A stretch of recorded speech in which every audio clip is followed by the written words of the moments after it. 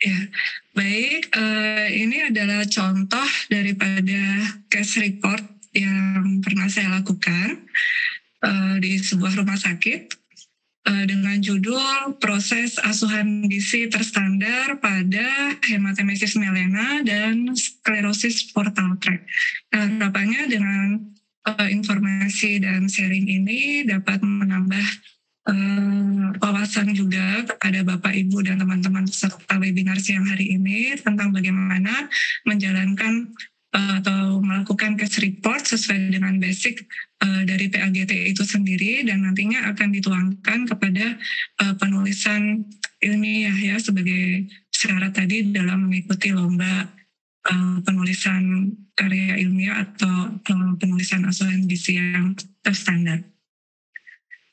Baik, untuk outline presentasi pada siang hari ini dimulai dari pendahuluan, kemudian metodologi, kemudian dari hasil ada assessment, kemudian diagnosis, intervensi, monitoring dan evaluasi, dan dilanjutkan pembahasan, kesimpulan, dan referensi.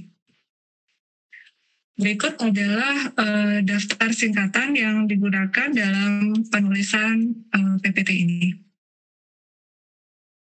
Berikut adalah data pasien dengan inisial Tuan AW, kemudian tanggal lahir 3 September 86, jenis kelamin laki-laki, suku Sunda, agama Islam, pekerjaannya merupakan pekerja pabrik dengan beralamat di Jakarta Timur, dengan tanggal masuk rumah sakit 3 Juni 2021 dan dirawat di ruang rawat inap penyakit dalam di kelas 3. Baik, sebagai bab pendahuluan, secara global data terkait penyakit hati ini menyumbang 2 juta kematian per tahun dengan angka mortalitas sebesar 4%. Dan 2/3 dari penderita dari penyakit hati ini adalah dari gender laki-laki, yang mana tingkat kematian terbesarnya dari komplikasi sirosis dan HCC.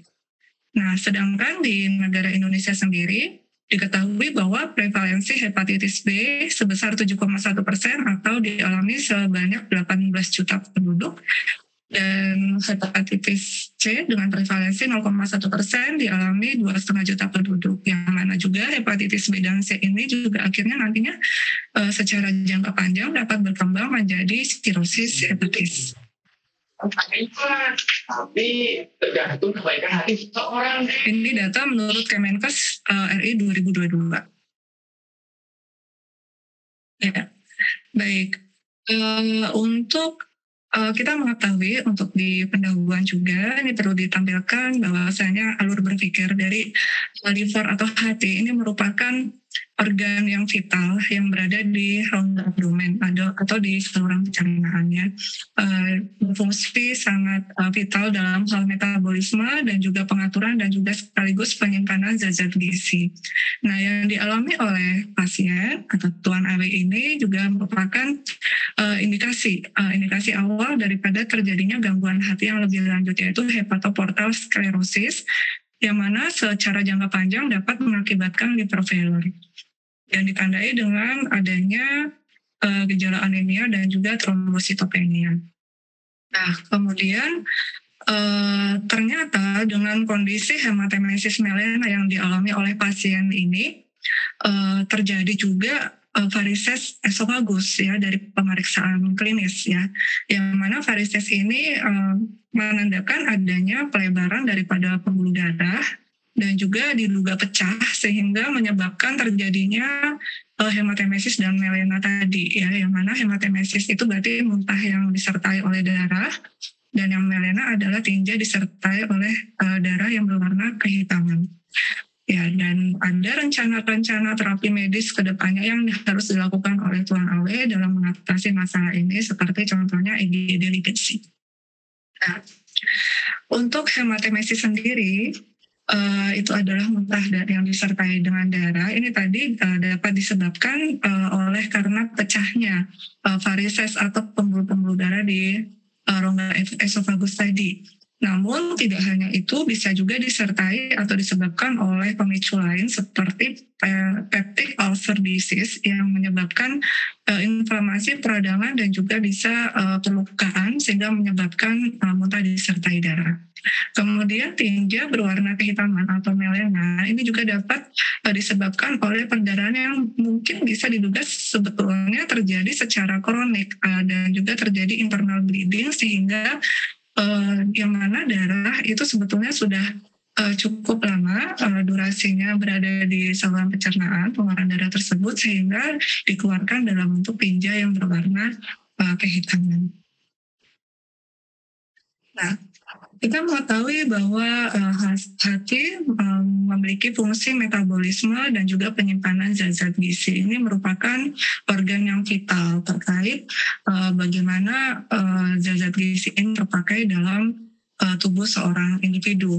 Nah, namun dalam kondisi gangguannya ini dapat sekaligus mengakibatkan gangguan pencernaan karena dia terdapat di rongga abdomen atau di saluran pencernaan juga, yang mana disertai juga pastinya dengan reaksi-reaksi inflamasi dan mengakibatkan gangguan metabolisme zat-zat gizi tersebut.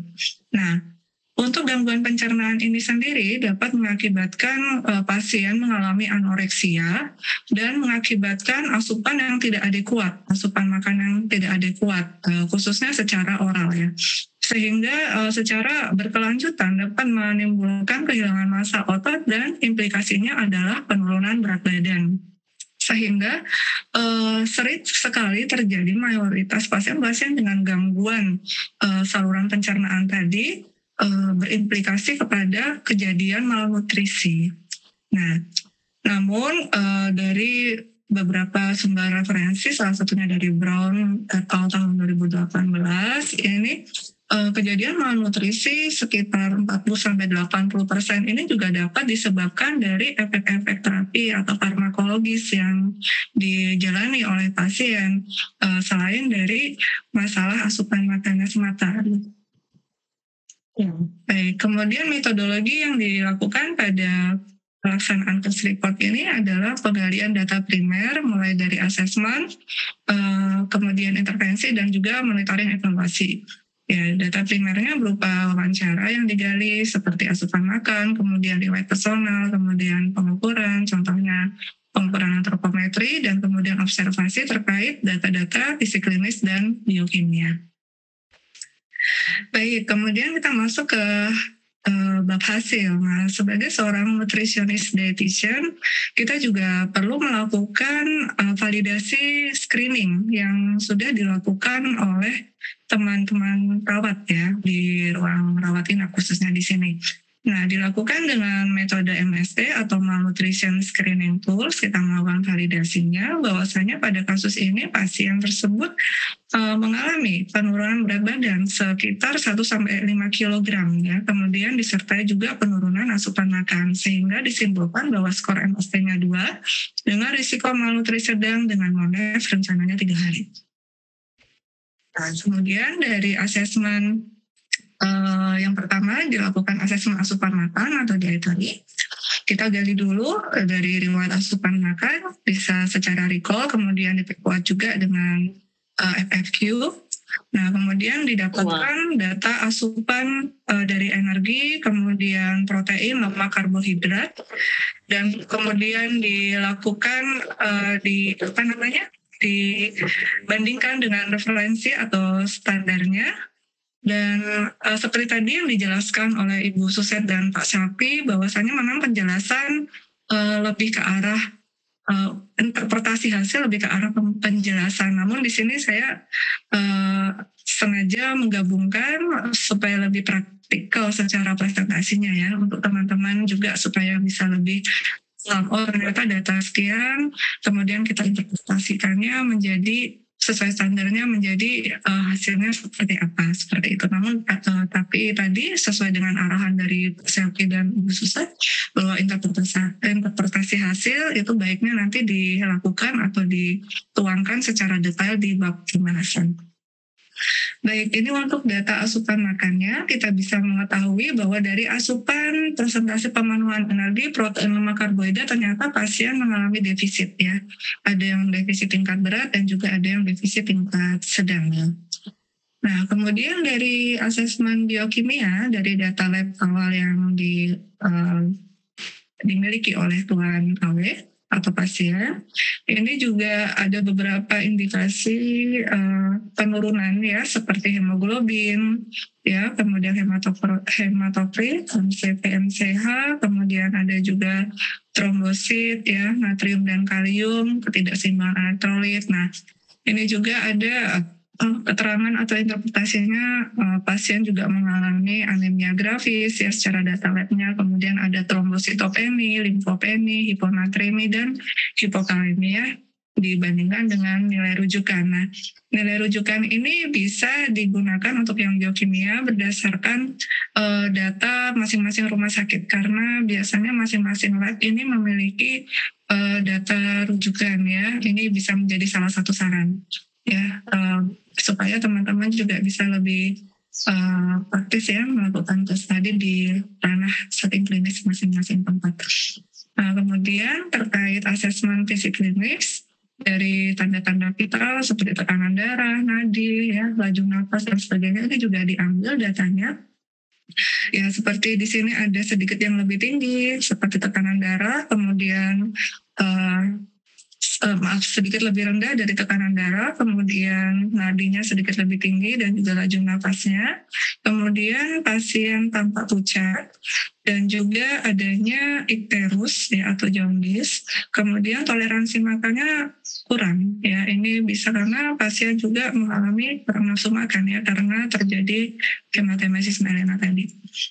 Ya, baik. Selanjutnya adalah antropometri, asesmen antropometri. Di sini diketahui berat badan aktualnya pasien 54 kg dan berat badan 6 bulan yang lalu 57 kilo. Jadi kita juga perlu mengetahui ada nggak riwayat penurunan berat badan tadi kaitannya dengan yang validasi screening di awal ya. Kita perlu menanyakan kembali atau menanyakan ulang sehingga diketahui data penurunan berat badannya ternyata sudah 3 kilo penurunannya dalam 6 bulan terakhir. Nah, secara dipresentasikan 5,3%.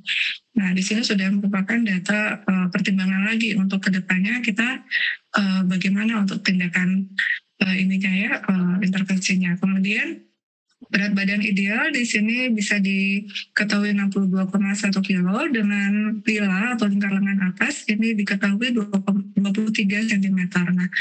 Nah, pasien di sini diukur juga lila karena juga ada pertimbangan beliau mengalami asites sehingga untuk penentuan status gizi yang lebih valid dan lebih merepresentasikan itu tidak dengan IMT namun dengan lila ya. Nanti bisa dituangkan secara interpretasi detailnya di pembahasan.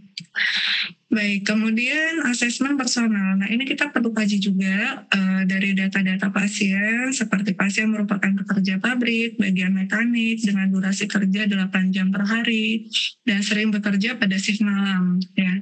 Kemudian pasien pernah menjalani operasi varises esofagus dan juga splenorenal shunt dengan cara laparotomi pada tahun 2019 di sebuah rumah sakit, dan setelah ini, sejauh ini tidak terjadi keluhan. Nah, kemudian terjadi muntah darah sebanyak 3 kali dan BAB hitam 1 hari sebelum masuk rumah sakit yang saat ini ya. Nah, pasien datang ke rumah sakit siang hari dan sementara diposakan oral karena kejadian hematemesis melenanya dan mendapat transfusi PRC hingga target HP 8 gram per desiliter ya. Kemudian pasien dipindah dari IGD ke bangsal penyakit dalam ya. Dan direncanakan ada terapi EGD ligasi. Nah, kemudian juga perlu dikaji ada tidaknya riwayat penyakit serupa di keluarga, dan ternyata pada pasien ini tidak ada riwayat penyakit yang sejenis pada keluarga. Baik, kemudian dilanjutkan dari terapi-terapi farmakologis ini juga bisa untuk dikaji seorang nutritionist dietitian ya, ini karena kaitannya juga pada intervensi gizinya nanti. Jadi nutritionist dietitian juga bisa paham, oh ternyata pasien ini diberikan beberapa jenis inflammatory drugs ya, berarti sudah ada reaksi-reaksi inflamasi di tubuh pasien yang terjadi, misalnya dari golongan propanolol ya, somatostatin, kemudian dan ceftriaxone. Nah, jadi beberapa jenis inflammatory drugs ini ternyata memiliki side effect atau efek samping mual muntah. Nah, ini abdominal discomfort juga ya. Yang mana ini juga bisa menjadi pemicu dari tanda kutip kegagalan intervensi diet kita ya, apabila diberikan secara oral. Nah, ini bisa menjadi pertimbangan. Karena pasien ini juga memiliki terapi farmakologi ya, yang bisa menyebabkan mual muntah dan pasiennya akan merasa tidak nyaman ya untuk makan secara oral. Kemudian ada efek samping mual muntah, dan mana kondisinya juga masih minim sekali asupan makan dan sebagainya. Nah, kemudian cara lain yang bisa untuk kita lakukan untuk membantu menegakkan diagnosis yang tepat dan merepresentasikan keseluruhan kondisi pasien, ini bisa kita pakai asesmen GLIM ya. GLIM kriteria ini bisa digunakan untuk membantu mempertimbangkan untuk diagnosis malnutrisi khususnya ya. Jadi dari ada kriteria 2, phenotype dan juga etiologi. Nah, jadi dari kriteria ini bisa kita analisa dari pasien tadi, ini kira-kira apakah bisa masuk ke diagnosis malnutrisi ya. Jadi apakah pasien mengalami penurunan berat badan selama 6 bulan terakhir. Nah, ternyata pasien mengalami ya 5,3% terjadi penurunan berat badan. Nah, ini sudah masuk satu kriteria. Kemudian apakah pasien mengalami penurunan nafsu makan atau asupan makan kurang dari 50%. Nah, dari data asesmen dietary yang di awal tadi itu jelas kurang ya, defisit tingkat sedang dan defisit tingkat berat. Nah, ini sudah di bawah dari 80% dari kebutuhan standarnya, apalagi ada yang sampai di bawah 50%. Nah, ini juga bisa menjadi kriteria tambahan untuk penegakan dari GLIM tadi. Kemudian apakah pasien mengalami inflamasi? Nah, jelas tadi dari efek terapinya saja sudah menggunakan terapi-terapi inflamasi ya, obat-obatan inflamasi, sehingga kemungkinan besar pasiennya sudah mengalami dan memang sudah mengalami inflamasi ya di dalam tubuhnya. Nah, jadi dari penegakan diagnosis atau arah malnutrisi dari GLIM kriteria ini, 1 atau 2 dari kriteria phenotype dan etiologik ini bisa membantu untuk menegakkan diagnosis malnutrisi. Nah, sehingga di sini kita sudah firm sebagai nutritionist dietitian, ternyata pasien saya ini mengalami malnutrisi ya, yang ditunjang dengan beberapa banyak faktor ya, sehingga bisa di sini dipilih yang paling tepat, karena memang penentuan diagnosis gizi itu kita perlu cermat dan memilih yang paling tepat ya. Nah, di sini dipilih domain klinis NC412 malnutrisi berkaitan dengan penyakit hematemesis melena dengan suspek PVO, ini perdarahan varises esophagus dengan sklerosis portal tract, dan asupan oral inadequat ditandai oleh status gizi kurang menurut Lilan 60% ya. Kemudian klinisnya wasting, tampak iga gambang, penurunan berat badan 5,3% dalam 6 bulan terakhir, terdapat kehilangan massa otot lemak subkutan yang bisa dilihat secara clinical appearance, misalnya lengannya bergelambir, kemudian tulang iganya terlihat ya jelas secara kasat mata seperti itu ya di bawah kulitnya. Kemudian estimasi asupan juga disertakan, estimasi energi, protein, lemak, dan karbohidratnya yang di bawah standar. Nah, kemudian di sini perlu dilakukan juga rencana daripada intervensi gizi yang mau dilakukan untuk pasien tersebut berdasarkan dari diagnosis yang sudah ditegakkan. Nah, kita sudah mengetahui kondisi pasien ini sudah mengalami malnutrisi dan juga ada asitas. Dengan adanya gangguan pencernaan, hematemesis melena tadi, ya, kemudian ada juga gangguan ke arah fungsi hati, dengan asupan yang bermasalah, ya, kemudian kurang nafsu makan. Nah, ini penyulit sekali terhadap asupan makan pasien kan. Beberapa rencana terapi. Jadi seorang nutritionist dietitian juga perlu kolaboratif aktif untuk mengetahui update pasien ini mau dilakukan tindakan medis apa saja. Ini perlu juga supaya kita bisa membuat mapping rencana intervensi ini bisa lebih lebih valid dan lebih menyesuaikan dengan kebutuhan pasien tentunya. Nah, dengan rencana-rencana terapi seperti EGD ligasi, ini ternyata dilakukan pada hal pertama follow up ya. Nah, ini dengan durasi fase MPO, mapping per oral, jadi pasien perlu dipuasakan secara oral, tidak makan secara oral, ini antara 0 sampai 8 jam untuk melakukan terapi ini. Nah, kemudian yang kedua adalah terapi parasintesis atau fungsi asites, ini di hal kedua follow up atau monitoringnya. Dan yang ketiga ini ada terapi atau tindakan fibroscan yang dilakukan di follow up hari ketiga atau monitoring hari ketiga. Nah, dengan fase NPO juga yang diperlukan sekitar 3 sampai 4 jam. Nah, dari sini kita perlu mempertimbangkan ini karena kita butuh tahu, oh ternyata pasien saya ini akan menjalani beberapa fase puasa per oral atau NPO, sehingga bagaimana tindakan intervensi gizi untuk menunjang ini, ya, keberhasilan dari terapi dan juga tidak memperberat kondisi pasien. Nah, sehingga dituangkan dalam intervensi gizi terkait tujuan dan prinsip syarat dietnya. Tujuannya yaitu memenuhi kebutuhan gizi ya pasien sesuai dengan standarnya, namun secara bertahap. Nah, ini perlu digarisbawahi. Secara bertahap dengan target asupan lebih dari sama dengan 80% dari kebutuhannya. Ya. Kemudian secara jangka panjang nanti bisa pelan-pelan sekaligus memperbaiki kondisi malnutrisinya. Nah, kemudian dari syarat dietnya kita juga perlu menggali dari beberapa referensi mendukung seperti ASPEN dan ESPEN ya, terkait gangguan hati, kemudian gangguan pencernaan, ini bisa dimodifikasi ya, karena kita juga butuh cukup realistis dalam memberikan intervensi gizi kepada pasien, sehingga kita pilih di rentang energi antara 25 sampai 30 kilokalori per kilogram berat badan per hari ya, berdasarkan ESPEN gastroenterologi. Kemudian untuk protein diberikan antara 1 sampai 1,5 gram ya per kilogram berat badan per hari.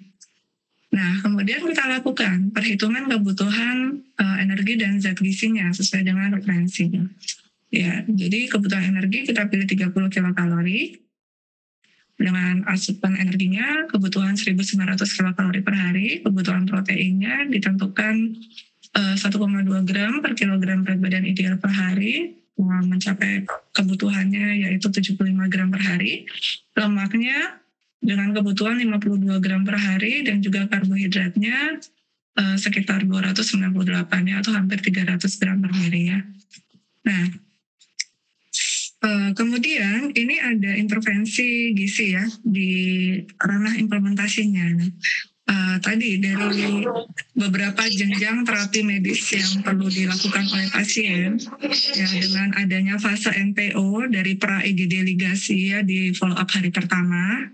Nah, di sini pasien juga direncanakan atau mendapatkan PPN atau parenteral nutrition ya. Peripheral parenteral nutrition berupa triofusin E dan NaCl 0,9%, masing-masing volumenya 500 ml per 24 jam.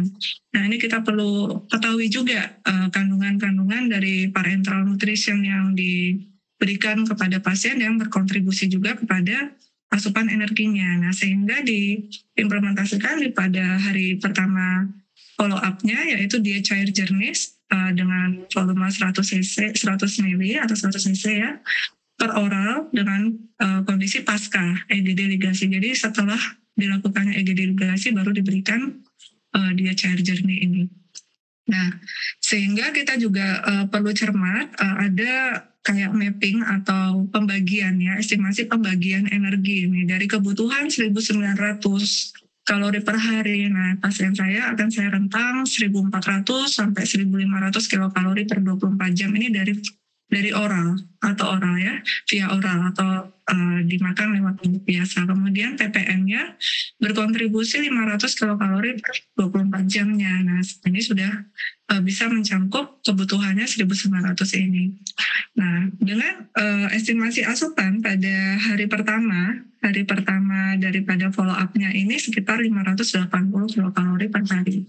Namun sekali lagi fase bertahap ini perlu dipertimbangkan atau dilakukan dengan mengikuti perkembangan kondisi pasien.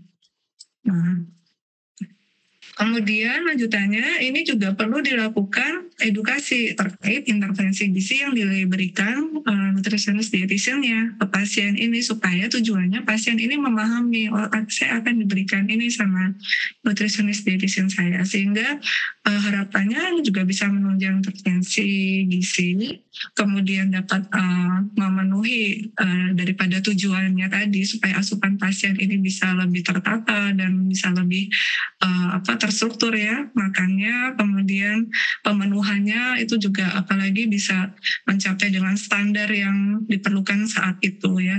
Jadi diedukasikan bahwa diberikan makanan cair jernih ya, kemudian komposisi juga mungkin bisa perlu dijelaskan juga apa saja komposisinya, kemudian dengan durasi pemberian misalnya pada pukul 21, kemudian pada pukul 6 dan pada pukul 10 besok paginya ya, seperti itu. Kemudian dilanjutkan dengan pemberian formula jenis lain, misalnya formula rendah laktosa ya, untuk di hari esoknya ya, sebelum tindakan terapi fungsi asites misalnya, seperti itu ya. Setelah EGD ligasi dan prafungsi asites ya, diberikan sebanyak 4 kali pemberian, frekuensinya dengan jam 12, 15, 18, dan 21 misalnya, dengan volumenya 100 cc. Kemudian di hari ketiga, dan diikuti lagi perkembangannya pasien. Nah, di hari ketiga bisa dijelaskan lagi pasien akan menjalani fibroscan dengan estimasi NPO sekian atau puasa per oralnya sekian, dan direncanakan sudah bisa naik level bila mana kondisi memungkinkan ke diet lemak. Seperti itu. Nah, ini jadi penting untuk melaksanakan edukasi terapi gizi atau intervensi gizi pasien di rawat inap selama pasien dirawat inap ya. Kemudian rencana monitoring evaluasi. Nah, kita juga bikin planning untuk MONEV ya, dari asupan makan, fisik klinisnya, antropometri, biokimia, dan pengetahuannya juga. Ya. Jadi asupan makan kita harapkan ini bisa mencapai standar 80% ya, dari kebutuhan paling tidak ya, yang mencapai ini. Kemudian dari fisik klinis ini keluhan membaik, harapannya demikian, targetnya fisik klinisnya pasien juga membaik, yang penting toleransi makannya ini juga bisa meningkat secara bertahap. Ya, kemudian antropometri nanti dicoba di follow up lagi, misalkan di hari ketiga monitoring ya. Kemudian biokimia diikuti perjalanan pemeriksaan labnya pasien, mulai dari hari pertama follow up, kemudian apabila ada lagi hari esoknya dilakukan pemantauan. Nah, biasanya untuk pemeriksaan biokimia ini tidak semua item pemeriksaan ini diulang terus. Nah, ada juga yang misalnya untuk pemeriksaan elektrolit, natrium, kalium, ya, kemudian klorid, itu biasanya berapa hari sekali. Nah, ini nanti diikuti. Nah, bila mana masih masuk dalam termin follow up-nya kita kepada pasien ini, nanti dicatat hasil-hasil monitoring dan untuk biokimianya dan perkembangan-perkembangan yang sudah terjadi. Kemudian pengetahuan ini lebih ke arah yaitu tadi edukasi ke pasien selama dia dirawat di rumah sakit terhadap intervensi gizi yang diberikan. Nah, harapannya keluarga sebagai support sistemnya pasien yang menjaga dia selama dirawat inap itu juga bisa membantu mengingatkan jam makan, ketika makanan disajikan oleh pramusaji dan sebagainya, kemudian dibantu untuk dimotivasi untuk dihabiskan dan sebagainya. Nah, jadi kita ambil kerjasama, kita pakai kerjasama dengan keluarga supaya bisa membantu membuat berhasil intervensi gizi dari nutritionist dietitiannya. Nah, kemudian implementasi dari hasil follow up-nya. Nah, dari yang pertama ini asupan makan yang diberikan oleh pasien dengan hematemesis melena ini. Nah, jadi dari hari pertama follow up, kemudian hari kedua dan hari ketiga kita ikuti perkembangan asupan makannya. Nah, dari tabel ini kita bisa melihat bahwasanya dari pemenuhan energi, protein, lemak, dan karbohidrat dari hari pertama hingga hari ketiga ini terjadi peningkatan secara progresif dari asupan makan pasien terhadap intervensi gizi yang diberikan nutritionist dietitian.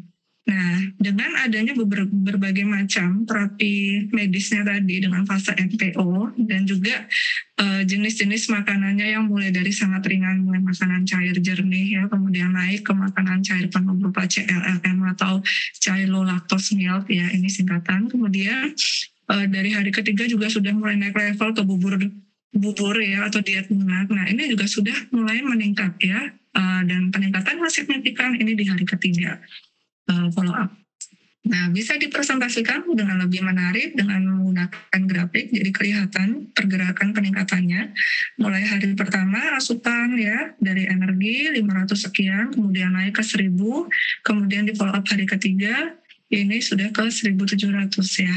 Nah, ini sudah merupakan pencapaian yang baik sekali untuk pasien dengan kondisi hematemesis dan melena tadi ya, gangguan pencernaan yang akut. Kemudian, nah di sini bisa dibuat juga rata-rata asupannya 3 hari waktu di follow up.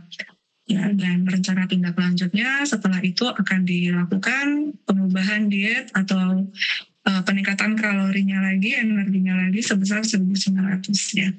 Nah, di sini ada juga visualisasi grafis secara satu persatu. Nah, ini juga bisa untuk modifikasi ya, grafis tampilan supaya lebih menarik. Misalkan ini ada asupan energi dari pasien mulai hari 1, follow up kedua dan ketiga. Nah, di sini ada peningkatannya tadi, dan kemudian asupan zat gizi makro.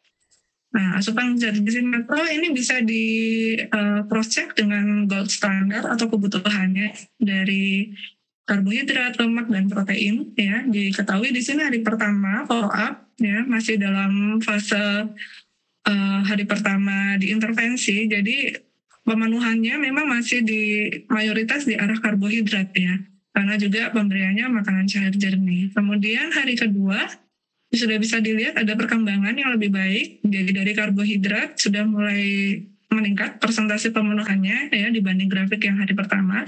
Kemudian ada persentase dari lemak dan juga sekian persen dari protein yang sudah tercukupi dari pasien tadi ya, dengan disupport dengan PPN juga ya, triofusin E tadi. Kemudian yang hari ketiga, nah ini sudah lebih kalau dibandingkan dengan batang yang paling bawah ya, bar yang paling bawah dari gold standard kebutuhannya sudah sangat mendekati ya, dari karbohidrat, kemudian lemaknya, kemudian dari yang warna biru ini proteinnya. Nah ini sudah mendekati bentuknya. Nah jadi itu yang dari zat gizi makro. Nah kemudian perbandingannya lagi, kita bikin grafik misalnya asupan daripada MRS awal yang kita recall dan FFP tadi di awal, dan juga monitoring hari pertama, hari kedua, hari ketiga. Oh ternyata ada pergerakan ya. Nah, asupannya dan di rata-rata lagi, misalnya 3 hari setelah dimonitoring atau di follow up, diambil rata-ratanya dibagi 3. Misalnya energinya ketemu sekian, rata-rata ya, protein, lemak, karbonnya, nah dibandingkan. Jadi rata-rata ketiga hari monitoring dibagi 3 dibandingkan dengan asupan waktu awal. Nah, di sini juga ada peningkatan ya, yang warna biru asupan awal, yang warna orange atau merah ini asupan 3 hari monitoring rata-rata. Nah, sudah ada perbaikan dari intervensi nutritionist dietitian pada kondisi hematemesis melena yang banyak penyulitnya. Ya. Baik, kemudian monitoring lanjutannya adalah terkait data biokimia. Dari hari pertama, hari kedua, dan hari ketiga di follow up, ini juga perlu kita kumpulkan data-data biokimia yang ada dan yang dialami oleh pasien. Kemudian bisa ditandai, oh ternyata pasien pada hari kedua monitoring atau follow up ini dilakukan fungsi ASI test dengan hasil, nah dicatat juga hasilnya yang bisa mempengaruhi lagi untuk memperdalam, membahas tentang interpretasi hasil di bagian pembahasan nantinya ya. Kesannya ASI testnya transsuda plus minus volumenya 75 mili dengan albumin serumnya 2,7 gram per desiliter. Oh ini ternyata sudah mengarah ke hipoalbuminemia. Nah, hipoalbuminemia ini pada pasien dengan gangguan hati ya, ini juga mayoritas terjadi ya, karena apalagi dengan pasien dengan fungsi ASI tes ini juga terjadi loss albumin dari terapi ini. Kemudian kondisi gangguan liver yang juga ada masalah pencernaan, reaksi inflamasi dan sebagainya. Ini juga bisa dipicu dari menurunnya kadar produksi albumin karena respon mediator inflamasi seperti interleukin 1, 6, dan juga misalkan faktor inflamasi lain seperti TNF-alfa.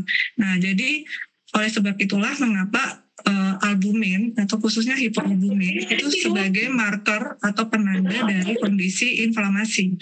Ya, jadi kita perlu tahu juga alasan di balik klinisnya pasien ini dikaitkan dengan gizi. Oh, ternyata pasien mengalami hipoalbumin, ini kaitannya kemana? Nah, seperti itu. Kemudian monitoring evaluasi terkait antropometri. Nah, ini dilakukan juga pengambilan penimbangan berat badan pada hari ketiga follow up. Nah, kemudian dicatat hasilnya dan dilihat juga fisik klinisnya pasien terkait perkembangannya, misalnya jaundice-nya kesan berkurang, kemudian toleransi makannya sudah mulai membaik ya. Kemudian di hari ketiga follow up ternyata pasien juga masih menjalani satu hal terapi medik lagi, yaitu fibroscan. Nah, disinilah dari hasil fibroscan ini tersimpulkan bahwa pasien mengalami sirosis hepatis dengan ada splenomegali, SLATs kandung empedu, dan asites yang minimal. Nah, asites minimal ini karena faktor kedua atau hari kedua follow up-nya ini sudah terjadi fungsi asites, sehingga asitesnya ini sudah tersedot dan sudah minimal. Nah, baik. Sehingga dari hasil fibroscan yang menunjukkan adanya masalah tadi sirosis, hepatis, splenomegali, pembesaran spleen atau pankreas, kemudian adanya SLATs kandung empedu. Nah, ini kita juga bisa merangkai keterkaitan satu sama lain. Oh, ternyata memang dari awal yang tadi hepatoportal sklerosis ini bisa berujung kepada sirosis hepatis, kemudian pembesaran spleen dan juga SLATs kandung empedu. SLATs ini artinya tumpukan material seperti kolesterol, kalsium, dan juga ada tumpukan cairan empedu yang bisa menyebabkan sumbatan dan memicu reaksi peradangan atau inflamasi di kandung empedu itu sendiri ya. Baik. Dan juga terjadinya penurunan berat badan yang dialami oleh seorang pasien ini juga bisa memicu terjadinya SLATs ya, karena adanya gangguan fungsi hati juga diimbangi dengan gangguan fungsi hati yang menyebabkan rilis atau pengeluaran kolesterol yang berlebihan, sehingga ini kaitannya dengan fungsi hati yang terganggu ya dalam metabolisme kolesterol terutama. Jadi rilisnya kolesterol yang berlebihan ke kandung empedu ini juga menyebabkan adanya SLATs atau tertumpuk di sini, menyebabkan risiko peradangan dan juga penyumbatan. Nah, kemudian adanya asites tadi. Ya. Kemudian di pembahasan perlu dirangkai juga dengan historinya pasien. Nah, jadi di sini dikaitkan satu sama lain secara lebih luas lagi, dituang dalam pembahasan. Misalnya tahun 2019 pasien itu sudah mengalami varises esofagus secara riwayat personalnya tadi ya. Kemudian saat ini kambuh lagi varises esofagus dengan ada EGD ligasi, kemudian adanya kondisi hematemesis melena. Nah, di sini akan sudah terjadi fibroscan tadi di follow-up hari ketiga dan dinyatakan mengalami sirosis hepatis, yang mana sirosis hepatis ini merupakan kondisi penurunan fungsi hati secara progresif dan yang berlangsung lama. Nah, kita cukup jeli melihat dari riwayat asesmen personal terutama bahwa pasien ini ternyata dia pekerja di industri atau pabrik mekanik ya. Nah, yang mana pekerja, 5 menit lagi ya. Ya, baik Ibu, terima kasih. Baik, kemudian pabrik mekanik ini juga dapat menyebabkan kontaminasi racun arsenik ya, sehingga ini bisa mengakibatkan terjadinya hipertensi portal yang ditandai dengan dipicu dengan adanya splenomegali tadi, sehingga menyebabkan varises esofagus, hematemesis melena, dan juga akhirnya menjadi anemia. Dan trombositopeni ini bisa terjadi akibat adanya penumpukan dan penghancuran trombosit di spleen akibat hipertensi portal tadi, jadi saling terkait. Nah, kemudian selanjutnya dari pembahasan dari seorang nutritionist dietitian juga harus menggali atau menjalankan proses ADIMA secara sistematis, mulai dari asesmen ya, kita perlu tahu juga faktor penyulit, side effect obat tadi, sehingga perlu adanya kolaborasi yang solid antara PPA ya, misalnya di sini dengan caretaker, jadi bisa dijarak antara penggunaan obat dengan waktu makan pasien sehingga tidak mengganggu respon makan pasien bila terjadi mual muntah akibat efek samping obat. Kemudian yang paling penting di sini adalah setting ekspektasi. Nah, setting ekspektasi dari seorang nutritionist dietitian terhadap pasien yang apalagi dengan malnutrisi. Ini harus targetnya bertahap dengan pemberian yang tidak agresif. Nah, kemudian dari Monef, karena kita ketahui bahwa ternyata sirosis hepatis ini risiko malnutrisinya sangat tinggi sehingga memerlukan perbaikan yang berkelanjutan, sehingga peran konseling gizi dan edukasi ini sangat penting supaya dapat memastikan pasien dan keluarga ini mampu untuk menjalankan nasihat-nasihat gizi atau saran-saran gizi untuk kedepannya di rumah, sehingga perjalanan intervensi gizi tidak terputus ya, secara konsisten juga dengan menu planning yang dapat disesuaikan dengan sosioekonomi pasien. Kemudian saran-saran gizi juga terkait pasien sirosis bisa diberikan pola makan teratur ya, dengan kualitas yang penting, BCAA dari ayam, telur, dan sebagainya. Kemudian adanya porsi kecil makan utama 3 kali dengan 3 kali snack sebagai pendukung ya, untuk menghambat rasa lapar juga.